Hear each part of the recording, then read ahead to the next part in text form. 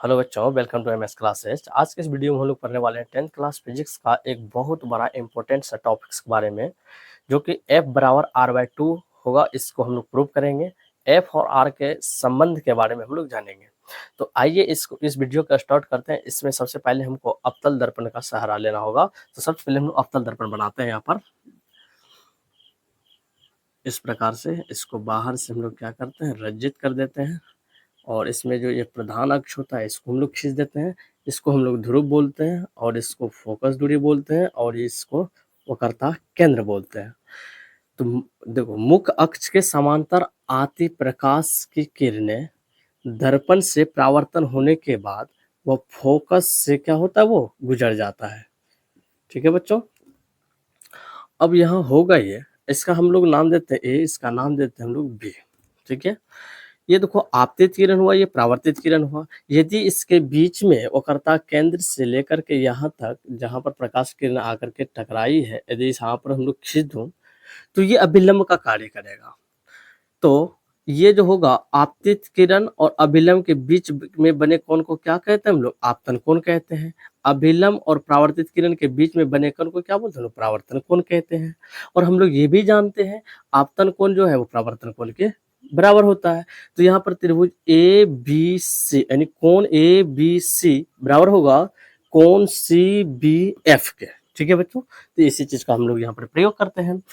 तो यहाँ पर होगा कोण ए बी, सबसे पहले हम लोग देखते हैं सिद्ध क्या करना है, F/R/2 को हम लोग दिखाना है, ये प्रूव करना है। ठीक है, तो ये होगा ए बी सी बराबर होगा सी बी एफ के।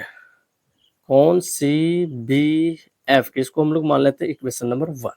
तो कैसे, तो ये परावर्तन के नियम कहता है आपतन कोण जो होता है वो क्या होता है, परावर्तन कोण के बराबर होता है। लिखेंगे परावर्तन के नियम से। ठीक है बच्चों, अच्छा अब थोड़ा सा हम लोग ये देख लेते हैं कि यहाँ पर यदि कोई, देखो दो समांतर रेखा खींची जाए, इसके बीच में एक तिर्यक रेखा खींची जाए, तो ये वाला कोण और ये वाला कोण क्या होगा, आपस में बराबर होगा। ठीक उसी प्रकार से यहाँ जो ए बी सी है यानी कोण बी होगा, ये वाला कोण सी का क्या होगा, बराबर होगा। तो हम लोग लिखेंगे तो ए कोण A B C angle A B C बराबर होगा बी सी एफ के। कोण बी सी एफ, इसको इक्वेशन नंबर हम लोग 2 मान लेते हैं। तो कैसे हुआ, तो हम लोग कहेंगे यहाँ एकांतर कोण से, एकांतर कोण से। ठीक है बच्चों, तो आप लोग बताओ, यदि यहाँ पर हम लोग देख रहे हैं समीकरण 1 समीकरण 2 में यदि नजर देंगे तो लिखेंगे from equation first and second, इसका लेफ्ट हैंड साइड क्या आपस में बराबर है, तो राइट हैंड साइड भी क्या होगा बच्चों, बराबर होगा। ठीक है बच्चों, तो यहाँ पे हम लोग लिख सकते हैं कोण सी बी एफ बराबर होगा कोण बी सी एफ का। तो मतलब ये जो कोण होगा, देखो त्रिभुज बी सी एफ बराबर है कोण सी बी एफ के। तो मतलब किसी भी त्रिभुज के दो कोण यदि बराबर है तो उस कोण के जो सामने की भुजा होता है ना, वो भी आपस में क्या होता है, दो कोण दो भुजा बराबर होता है। तो उस एक इसका नाम दिया गया जिसको हम लोग क्या बोलते हैं, समद्विबाहु त्रिभुज बोलते हैं। ठीक है बच्चों, तो अब जो यहाँ पर होगा, यहाँ पे हम लोग देखेंगे इस बी के नजरिए से देखेंगे, बी के सामने की भुजा क्या होगी, ये वाला सी एफ। तो हम लोग लिखेंगे सी एफ, ये बराबर होगा इसके सामने की भुजा कौन सा है, ये वाला बी एफ। ठीक है बच्चों, हम लोग इसको मान लेते हैं इक्वेशन नंबर 3। ठीक है, अच्छा आप लोग थोड़ा सा आप समझोगे, ये जो बी आप देख रहे हैं ना, ये वाला बिंदु ये पी के बहुत ही क्या है, निकट है। ये दिखाने के लिए थोड़ा सा बड़ा बना दिया है, लेकिन ये क्या है, बहुत पास होता है। जो पास रहता है तो वो जो होगा एफ जितना बड़ा पी एफ होगा उतना ही बड़ा लगभग क्या होगा, बी एफ होगा। जैसे मान के हम लोग समझते हैं यह एक रेखा है, इसकी हो गया एफ और ये हो गया हमारा पी। यहाँ पर यदि कोई जो है नजदीक बिंदु रहेगा तो यहाँ से लेकर के यहाँ तक की जो दूरी होगा लगभग बराबर होगा, जितना बड़ा ये होगा उतना ही बड़ा ये होगा, क्योंकि ये बहुत निकट है। मान के चलो ये पी हो गया, बी हो गया, तो हम लोग कह सकते हैं ये जो होगा पी एफ बराबर हो जाएगा किसका, बी एफ का।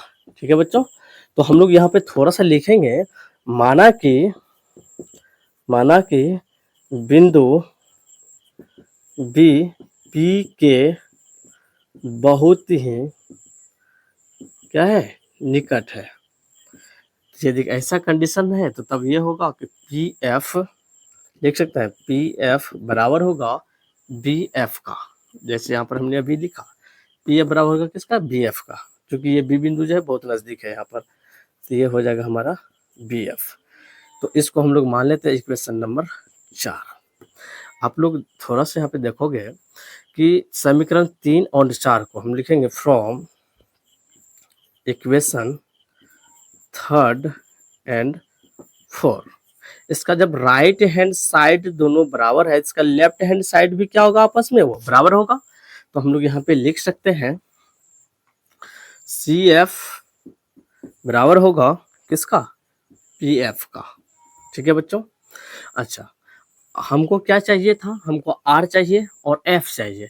तो आर क्या होता है, देखो ध्रुव से लेकर के वक्रता केंद्र के बीच की दूरी को हम लोग क्या बोलते हैं, वक्रता त्रिज्या बोलते हैं। तो मतलब यहाँ से थोड़ा सा मैं यहाँ बना देता हूँ, यहाँ से लेकर के ध्रुव तक के बीच की दूरी को हम लोग क्या बोलते हैं, आर बोलते हैं। और एफ से फोकस बिंदु से लेकर के ध्रुव की जो दूरी है, इसके बीच की दूरी, इसको हम लोग क्या बोलते हैं, एफ बोलते हैं। ठीक है, फोकस दूरी, ये फोकस बिंदु हो, ये फोकस दूरी हो। ठीक है, तो हम लोगों को यहाँ से आर लाने के लिए हमको यहाँ से यहाँ तक आना होगा। तो कैसे करेंगे, तो इसको जोड़ना पड़ेगा, P F plus C F, इस दोनों को ऐड कर देंगे तो पी से लेकर के सी तक दूरी आ जाएगा। जिससे पी और सी आएगा तो ऑटोमेटिक वहाँ से आर निकल जाएगा। तो हम लोग करते हैं क्या, पी जोड़ एफ, तो यहाँ हो जाएगा पी एफ प्लस का सी एफ और बराबर हो जाएगा पी से लेकर के सी तक। ठीक है बच्चों। अच्छा, यहाँ पी एफ है, यहाँ सी एफ है। तो अभी इससे जस्ट पहले हमने ऊपर में देखते हैं, ये सी एफ जो है बराबर किसका है, ये पी एफ का। तो हम लोग यहाँ पर उसका मान रख देंगे पी एफ, और यहाँ सी एफ है, सी की जगह, सी एफ की जगह पे हम लोग क्या रख सकते हैं, यहाँ पर पी एफ, और बराबर हो गया पी सी। यहाँ आप रीजन दे सकते हो, चूंकि सी एफ जो है बराबर है किसका, पी एफ का।